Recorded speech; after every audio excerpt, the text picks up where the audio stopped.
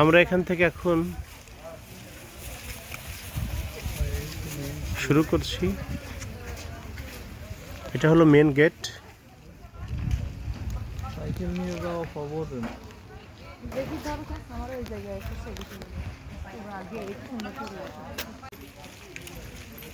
আমরা এখান থেকে এখন শুরু করছি। এটা হলো মেন গেট। সাইকেল নিয়ে যাওয়া খবর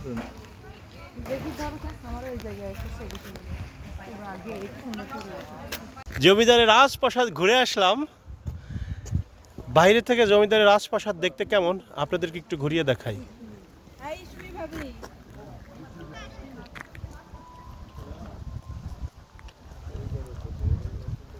যেই রাজপ্রাসাদে জমিদার থাকতেন,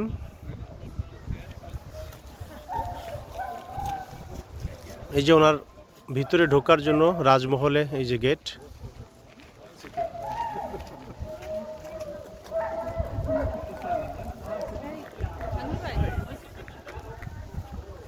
আর ওনার কর্মচারীরা এইসব বিল্ডিংয়ে, এই যে এই বিল্ডিংয়ে থাকতেন।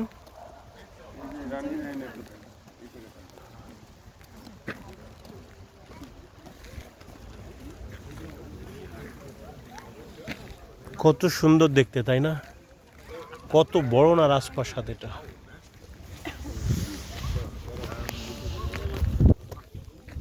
জমিদারের প্রাসাদে ঢুকতে দেখেন এই যে কি সুন্দর দুটো মূর্তি দিয়ে রাখছে।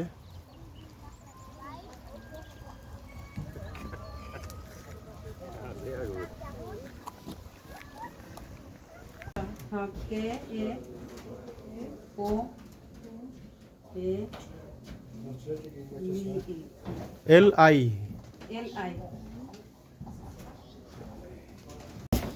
এখানে তৎকালীন যে টাইপে লেখা হইতো, টাইপ করতো, সেই টাইপের মেশিনগুলো এবং তৎকালীন মুদ্রা আছে এখানে।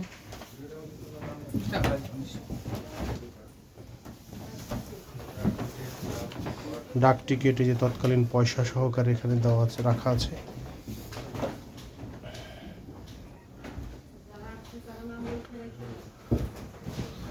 এই যে টাকা দেওয়া আছে তৎকালীন, এই যে 50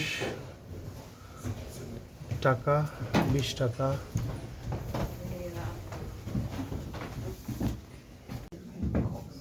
জমিদারের পোষা, জমিদারের কিছু পোষা পাখি এবং পশু উনি যে পালতো তার কিছু এখানে সংরক্ষণ করে মেডিসিন দিয়ে রেখে দিয়েছে।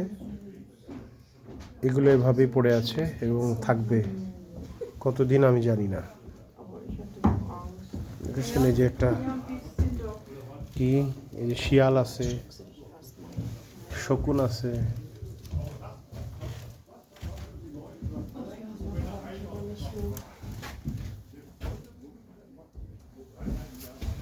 পাশাপাশি উপরে অনেক কিছু আছে, এই যে দেখেন পশুদের, এই যে ময়ূর আছে।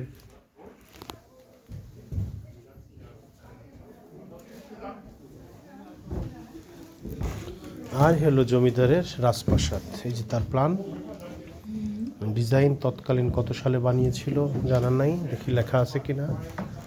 লেখা থাকলে ঘুরিয়ে একটু দেখানোর চেষ্টা করব।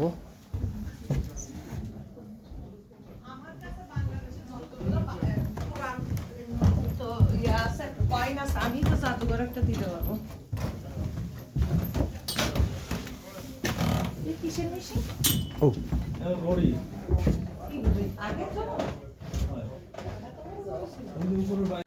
জমিদারের কৃষকরা তৎকালীন তাদের কৃষিকাজ ব্যবহার করার জন্য যে যন্ত্রপাতি আছে,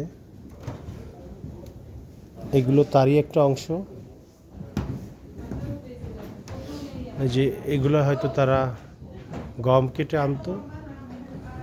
বিভিন্ন ধরনের এখানে জিনিসপত্র আছে।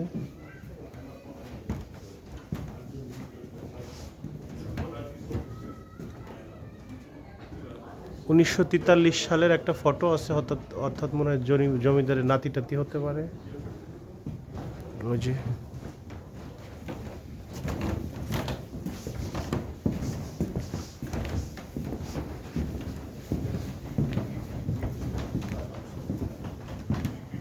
দেখছেন?